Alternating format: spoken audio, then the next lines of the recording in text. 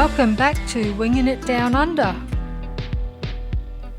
Since leaving our home base at Redcliffe, we've journeyed south, staying at some stunning campsites and exploring some very interesting historical towns along the way, where we finish up in our last episode at Parks. This week we head a bit further north to Peak Hill, where we explore a historic open-cut gold mine.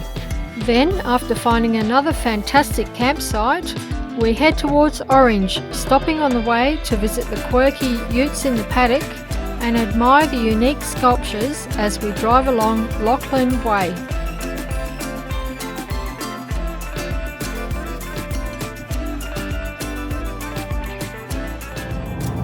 So, morning folks. Today we are going out to have a look at an open cut mine called Peak Hill. So we'll get out there, have a look at it. Apparently we spoke to the lady at the information centre, and the water is a really turquoisey blue. It's probably a little bit like Mary Kathleen, I suppose. Yeah, sounds like it. It's an open cut mine, same sort of thing. Yeah. And it used to be, it was a gold mine. Yeah.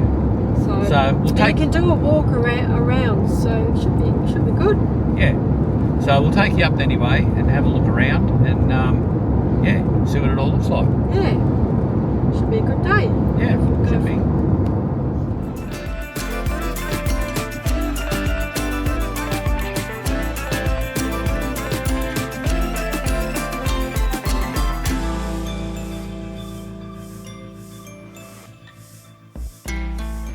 I went for a little walk up here just before. There's a little shed up here overlooking the open cut mine, and it's got diagrams on the whole process from the start, like drilling, conveying it through, crushing it, going through the different crushers, going through all the different processes. So yeah, come up and have a look. Take a bit of video of that, because I think it's interesting.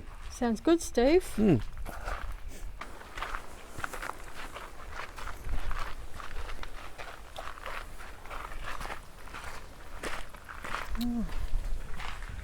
Check it out. Look at that for a view.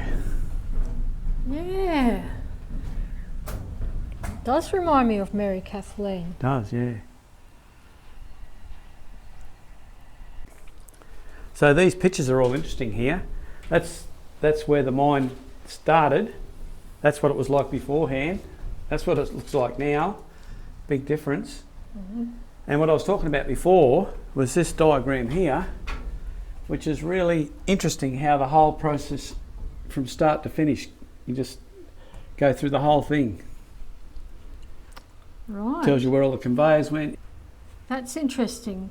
They need cyanide. Yeah. For some reason. Clean it, I think. Clean it. Yeah. Right. Yeah, it's interesting. So it just shows you how all the conveyors work through the crushers, first crusher, secondary crusher, and how it all works, where it goes. Stacker. It's just really interesting to me anyway. I think it's interesting. Well, I do too. This is really, really good, Steve. It is good, isn't it? I mean, it's great that the council have opened it up to the public. Yeah. I mean, there's even a flushing toilet. So it's... And what's up here? Some of the old photos. Yeah. Roll of honour. Old photos of the miners. How good is that? Because it wasn't that long ago that it was all closed down. Yeah, that's right. In 1889, alluvial gold was discovered at Peak Hill and the township was established. By 1896, alluvial gold had been exhausted and new mining methods were required to extract the deeper lying gold veins. Eventually in 1918, the mine was closed, and then in 1996, open cut mining commenced. Open cut mining at Peak Hill lasted just 6 years. Mining ceased by 2002 due to economic viability. The operation was relatively small, with a total production of 153,000 ounces of gold over 10 years.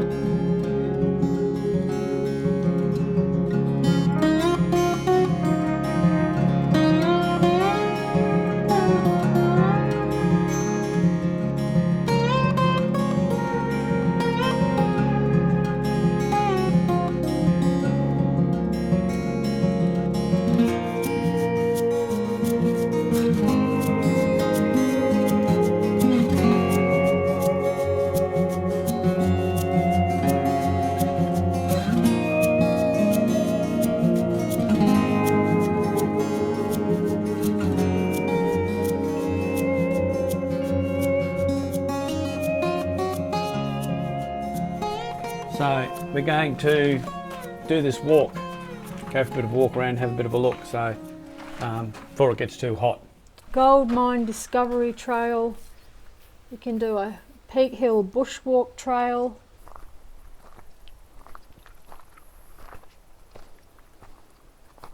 What's that, Steve? Just a bit of a spiel about all the gold around here. Alluvial workings. Yeah. On Peak Hill, every ravine or gully contains more or less payable gold. Wow. It was all happening around here back in the day. So there's diggings around all over the place around here. Little holes everywhere. There's one fenced off. But the ground's all very uneven, and you can see it's been dug around over and over, looking for that gold. There's holes everywhere, Steve. Yes, I just said that, absolutely everywhere. Must have been fine gold. Found a lot of like alluvial gold here. And then they couldn't find any more alluvial gold, so the commercial prospectors came in and went big time. Yeah, the mines. Yeah. Mines came in and went hard. Yeah. Here's another viewpoint. So we're pretty high up here. It's a good view of the mine, but it's also a good view of the countryside. And just sort of to the left of the mine is a bit of a glimpse of the town, so it was pretty close. Only 200 metres from town. 200 metres, wow. The close proximity of Peak Hill to the mine cemented mining culture into the fabric of the town. Clever design was necessary to minimise the impact of dust, blast vibration and noise on the local environment and residents of Peak Hill. Operating a mine close to town meant that the potential negative impacts from mining had to be well managed to avoid serious consequences.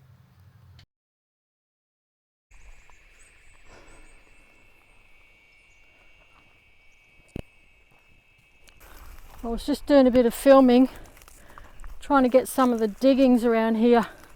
There's a bloody big kangaroo. Scared the bejesus out of me. Thought it was a big goanna or something. Did you just get scared by a kangaroo, Steve? I did. Yeah, me too. I nearly weed my pants. They just wait for you and then they make a big racket just as you're about to pass. There's a big mullock heap. There's probably quite a deep hole behind that. Oh yeah. That's not natural ground, that's a mullock heap. Yeah. It's amazing that all this evidence is still here after all these years. Yeah, it's still here. Big spider web there, so duck under. I've already smashed into one spider web. Apparently, the mine water supply came from the Bogan River, and there's a Bogan weir not far away from here. So that's where they got their water from. Yeah, for the big steam. The processing. Yeah, for the big steamer. Yeah, steam engines. Yeah, you always need water, don't you? Yep, you need water for everything. When you're mining. And to keep the dust down and all that type of thing. It's quite a nice little walk as well, hey? It is a nice walk, yeah. Bit of exercise up the hill. Yeah, and there's plenty of shade, so it's actually quite good. Yeah. Because it's going to start getting really hot. There's our marker. Follow the yellow markers. Follow the yellow marker. Follow the yellow brick road. Have a look at that. There's the horizon there. Yeah. Some ranges at the back there. I think that's a national park at the back, Steve. Oh, I think it is, yeah. Yeah. I think it is national park. Oh wow, that's a pretty big one. Still water in that one. It's obviously solid rock bottom. It doesn't soak away. Wow. Wow, that's quite big. That is big. It's a big area down there. There was five open cuts here. Different ones. This big rock here is made up of quartz, iron oxide and microscopic particles of gold. So there's gold in that boulder, Steve. Yeah, that's it. There's the drill holes in it. It was drilled and explosives were placed down each drill hole and detonated. Unfortunately, not enough explosives were used in this case to break up the rock effectively.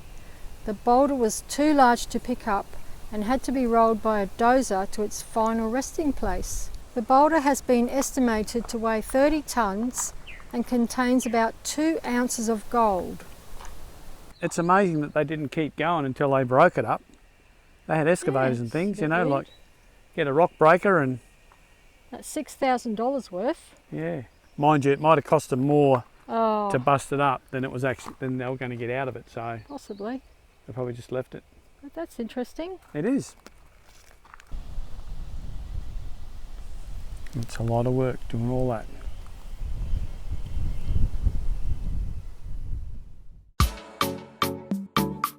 After our walk around the mine, we hit the road the next day and headed west of Parks to Condobolin. There we set up camp at an incredible campsite.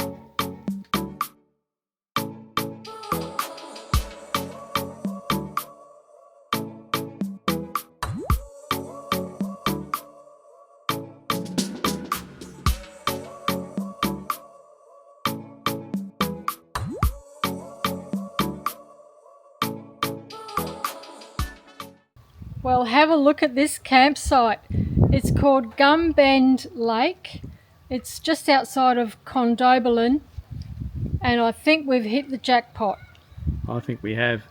It's absolutely spectacular. Like it is. It really is. Yeah, I think like Dina often says to me, oh, when we're travelling, what's the best camp you reckon we've been at? And I can never really pick it. There's a lot of good ones, but I have to say, in my opinion, so far on our travels, I reckon this is the best. Like It's streets up there. ahead. It's up there anyway. I at think least. it's the best so You far. reckon? Yeah, I think it's the best one Yeah. so far. Be hard to top this one. Yep. I mean, they've made a lake here for the ski boats, for the locals obviously, or for whoever. They can come and ski around this lake. They've put sand on the beaches so that you're not walking in the mud. It's all sandy. They've got playgrounds for the kids here, undercover. They've got barbecue sheds, like with barbecues and water. They've got toilets and showers, hot showers. Nice showers. Toilets, flushing Water. toilets. You can top up your tanks here, no problem. You know, get much water as you want. Bins everywhere. Yeah, there's bins everywhere. It's a donation camp. Yep. And you can stay 14 days here maximum. Yep. They even run sprinklers. They've got sprinklers they Yeah. put on the grass here to make all the grass nice and green. It's so good. It's- We just can't get over it. Yeah. It's just that good. Really, And there's really a good. big footpath all the way around the whole lake. I think the lake's 3 k's around. Right, so 3 kilometre, you know, Yeah. we do a walk once a day. We do a walk. We've been here for a couple of days already. Yep. So we did see a snake on one of our walks. So there are snakes around here, but it's like, There's wow, snakes everywhere. this place is so good. There's even, if you had push bikes, you could ride your bike around the lake here, or you can even jump on your treadly and ride into town because there's a footpath that goes all the way into town as well. Yeah. So if you wanted to do a bit of a good ride, you could ride around the lake and then into town and back. It's a Beautiful swims in the lake. yeah, go swimming in there. It's nice. We were here on the weekend and there were so many people water skiing. Yeah, I counted 8 ski boats. 8 ski Yeah, boats it here. was so good to see. Everyone was just having the best time on the water with all the different Oh, you blow up blow bloody up things, whatever. tube things and It's just so good. sausage dogs, blow up sausage dogs. Yeah. Yeah, Blow but- up lounge suites, they'll drag it around. It was hilarious.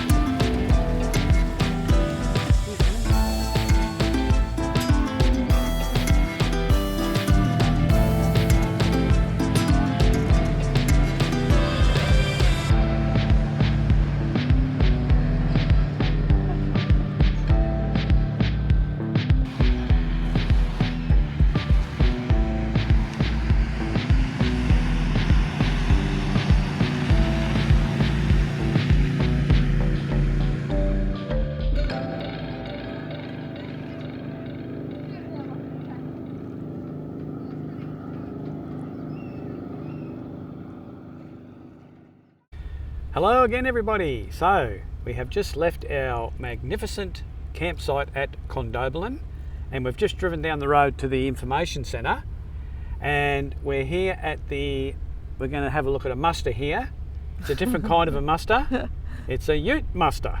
Yeah, it's called Utes in the Paddock. Utes in the Paddock. So go and check it out. Yeah. Looks fantastic. Something different, isn't it? Yeah. Really Really different. good. See if I can work out what next tow vehicle I'm going to use. I'll pick one for you. Righto, done.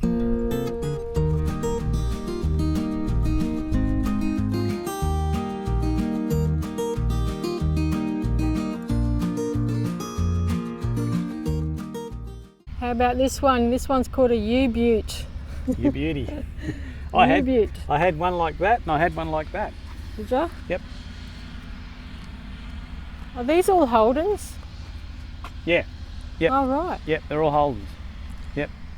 All Holden utes. Awesome. Clancy stops the overflow.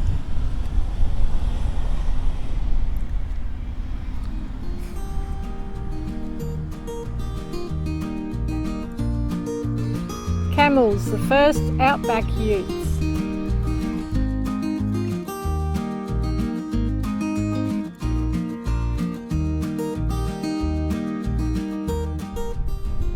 You know what?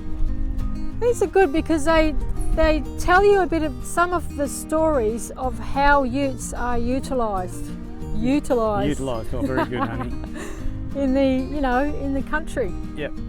This one's used to put hay in the back to go and feed the cattle. Yeah.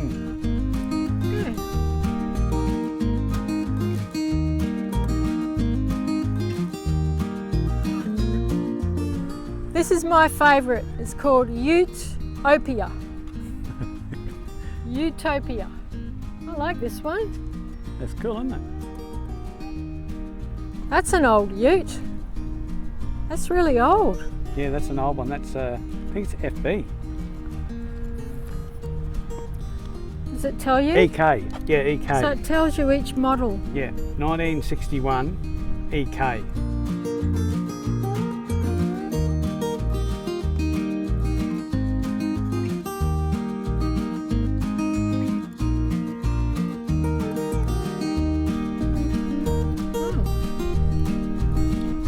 The horse's transparency represents the fact that horses are not native to Australia, so not a solid part of its landscape. Ah, there you go. The old FJ. 1954. Wow. The Ute of Arms. Oh, that's really good, that. Fantastic. Isn't it? Really Absolutely fantastic. good. Yeah, someone's put a lot of work into all this. Yeah. And they've put them all together. They did.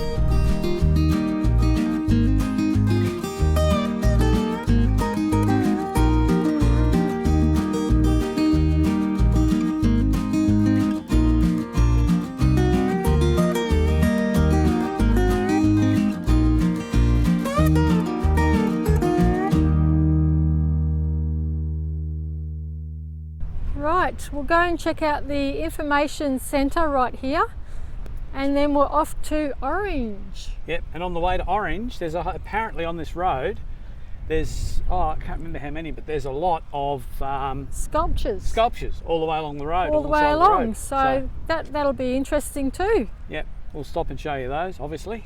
I love these bits and pieces that you can check out, have a look at for free for all of us grey nomads and travellers. It's great. So good.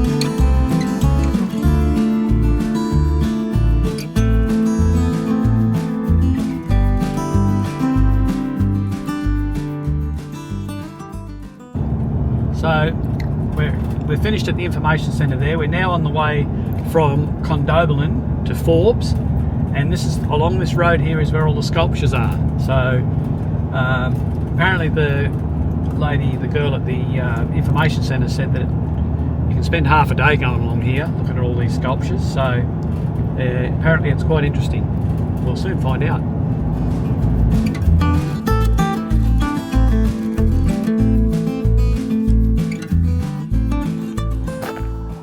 This sculpture is called Heart of Country.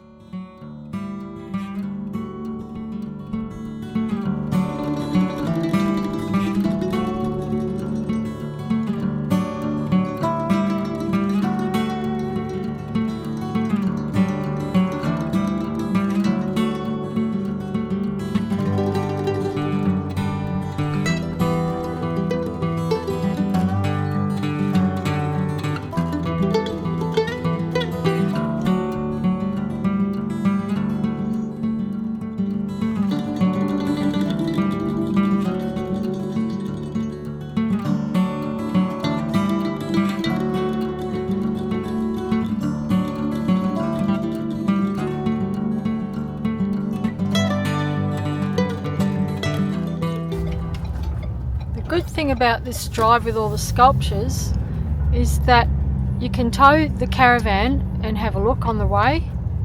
You don't even have to get out of the car if you don't want to, and there's a big turnaround area at each sculpture, so it makes it really easy to have a look at with the van. What's that one called, Steve? Brumby's Run.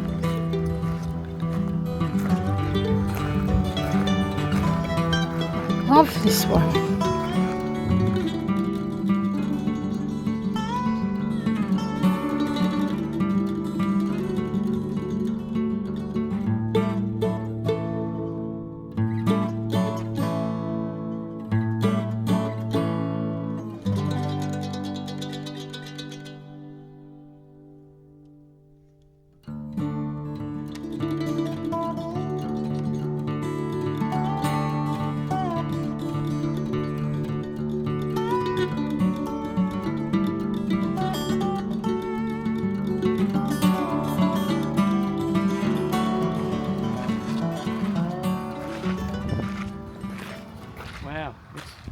Hot, isn't it? It's really hot.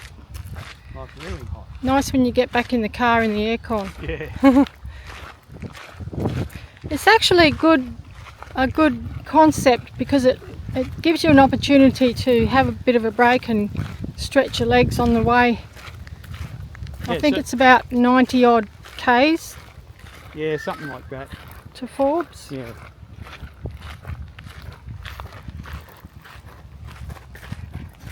Amazing sculpture. Turn left. Yeah, I wondered what an amazing sculpture will look like, honey.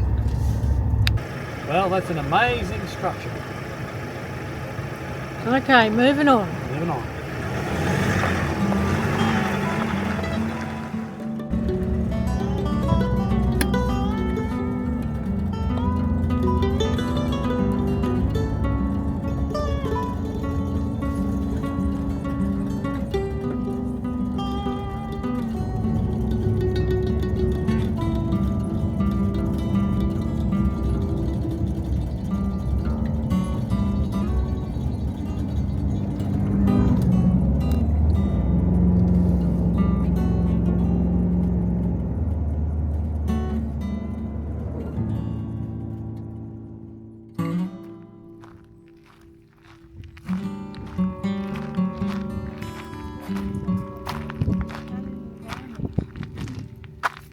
Bird in Hand captures the importance of the wetlands to the Australian environment. That's really cool, that.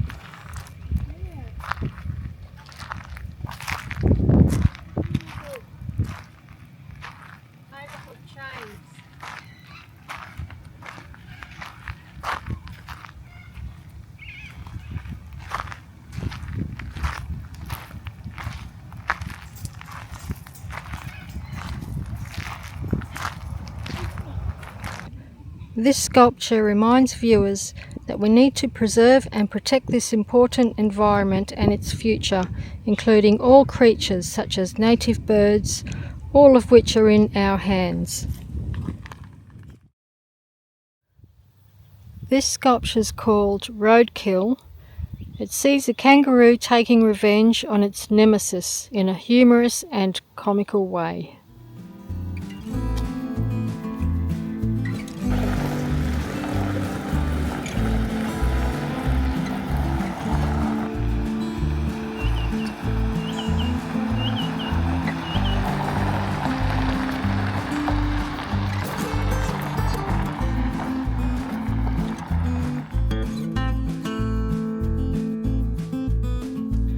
Thanks everyone for watching. We hope you enjoyed this episode. If so, please like and subscribe and join us next week for another episode of Winging It Down Under.